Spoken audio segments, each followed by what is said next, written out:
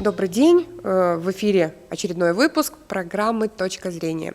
Наш проект приглашает себе в гости очень интересных людей, которые имеют свою точку зрения на те вещи, которые происходят вокруг нас, происходят в нашей жизни, и на политическом небосклоне также. Сегодня мы продолжаем с вами обсуждать те изменения, те поправки, которые будут в ближайшее время вноситься в основной закон Российской Федерации, в Конституцию. Это наш основной учредительный документ, поэтому от того, какие поправки будут внесены и приняты, будет зависеть с нами и уровень дальнейшей жизни. В нашей студии сегодня очень интересный человек, от мнения которого тоже очень много зависит. Итак, руководитель регионального исполкома Общероссийского общественного движения «Народный фронт за Россию» в Республике Саха-Якутия, народный депутат в Республике Саха-Якутия Лютый Валерий Алексеевич. Валерий Алексеевич, очень хочется узнать, как вы относитесь к преобразованиям, которые происходят в нашей стране сейчас. За почти 30 лет мы впервые так широкомасштабно рассматриваем основной документ, по которому живем. И чувствуете ли вы свою причастность к этому историческому событию? Добрый день. Спасибо за то, что вы тепло так принимаете гостей. Конечно же, не очень много зависит, но все-таки от каждого человека зависит в этой жизни, от его действий, от его мнения. И я думаю, что вы правильно сказали поправки, потому что сейчас в фойе я услышал, что как там новая Конституция, что будет. Нет, конечно же, Конституция, она базово остается. Вот все, что касается свободы личности, граждан, так далее, все эти статьи, они они не трогаются и ни в коем случае. Речь идет о поправках, о формировании системы власти, о социальных вопросах. Вот это те статьи, которые уже давно обсуждаются в обществе, изменения.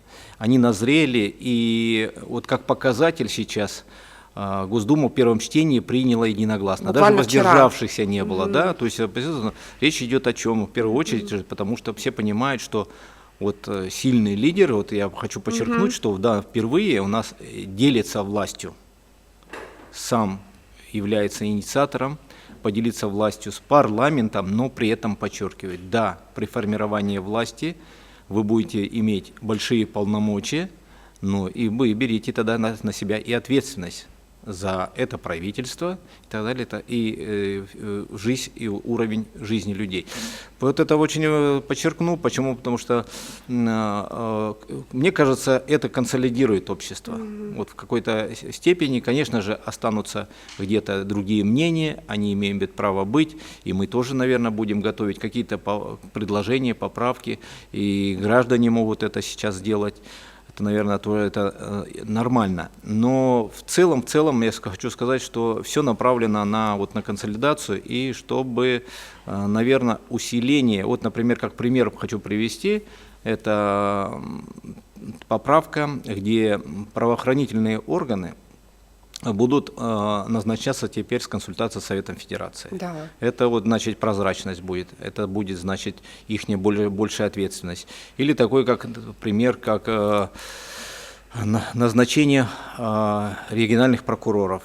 Это тоже, раньше у нас сейчас, до этого было у нас у нас в регионах их согласовывали, что может повлечь за собой, как считает президент, это зависимость от местных органов власти, прокуратуры.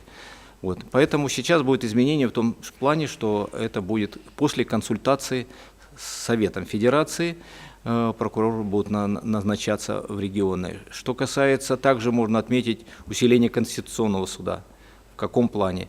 Конституционный суд до этого не рассматривал по вынесенные законодательные инициативы или законодательные законы Государственной Думы до подписания президентом. Сейчас ему даются полномочия рассматривать их. И самое главное, что Конституционный суд уже по Конституции будет подотчетен только Конституции и закону Российской Федерации. То есть наши законы при этом нисколько не ниже, чем международные, получается. То есть мы добиваемся вот этой поправкой именно этого? Даже в некоторых сейчас пунктах это мы добиваемся более, так сказать, независимости и самостоятельности в работе всех государственных власти, в том числе это вот коснется, наверное, и Госбанка, что вот многие отметили сейчас старожилы, у нас выступали на госсобрании, Ильтумен, они отметили именно этот факт в том числе, что вот система формирования подотчетности банков, что в целом власти. Я думаю, что несмотря на то, что я уверен, что будут предложения, вот базовые принципы вот это вот изменений, они уже, как говорится, одобрены и обществом. И мы сейчас будем об этом говорить, наверное, еще не один день, но в целом все поддерживают. Изменения назрели. И я считаю, что вот по социальной сфере вот, и минимальная заработная плата, и прожиточный минимум, и все направлено, как в послании говорил президент, чтобы улучшить благосостояние людей и доверие к власти. То есть выборы, которые будут уже парламентские, в Государственную Думу, местные органы власти, они еще больше будут заинтересованы вызывать у людей, потому что эти парламенты, эти государственные органы будут уже больше влиять на руководителей и региональных, и руководителей государств. По сути дела, эти поправки, о которых мы говорим, делают Россию сильнее, нас с вами, жители этой России, более защищенными. То есть в любом случае это только на развитие. Совершенно так. И я бы сказал, работает. это еще противовес. Это гарантия, чтобы, говорится, разделение властей, усиление одной стороны. Вот, еще раз подчеркиваю, это очень мудрое решение было президента, и оно в обществе об этом говорилось много, что многие законодательные инициативы и Государственная Дума очень часто противовес как бы выносила немножко другое мнение по законодательным каким-то актам, которые не вкладывалось в ту политику председателя правительства и правительства в целом. Вот давайте об этом честно скажем, что вот правительство, оно свою линию направления развития, в том числе социальной сферы и так далее, а у Государственной Думы немножко было другое, у депутатского корпуса.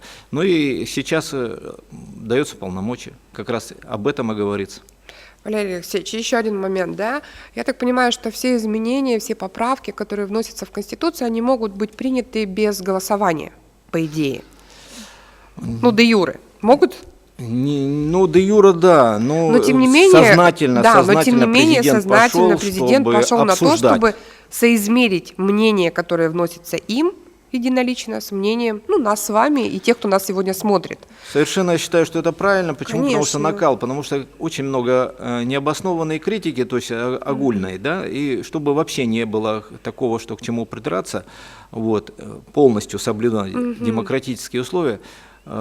Закон позволяет как это, принять и без обсуждения голосования, да, так и не запрещает это сделать. Вот то, что пошли путем, может быть, более трудным, но практика показывает, что общество об этом относится с пониманием этим, это принимают, и я думаю, что, несмотря, еще раз говорю, на какие-то, может быть, другие предложения, другие мнения, в целом общество сейчас на сегодняшний день поддерживает. Вот да, мне тоже очень нравится эта инициатива, я с удовольствием пойду голосовать, мне очень нравится, что мое мнение тоже что-то решает.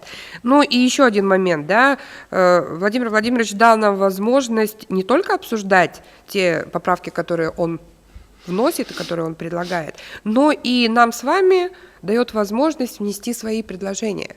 Да, вот да. Скажите, у вас лично возникают какие-то предложения, либо у тех общественных организаций, которые вы представляете?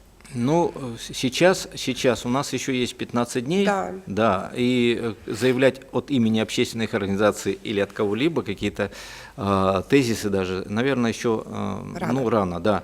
Что касается своего личного мнения, я прежде всего свое личное мнение скажу, что да, хотелось бы, чтобы по примеру Конституции федеральной региональный парламент приобрел большую значимость, в том числе влияние на формирование государственной власти в целом в регионе. Вот. Конечно, за это повлечет тогда то же самое и ответственность парламента, но и у нас и общество, люди понимать будут, что выборы – это не формальная вещь.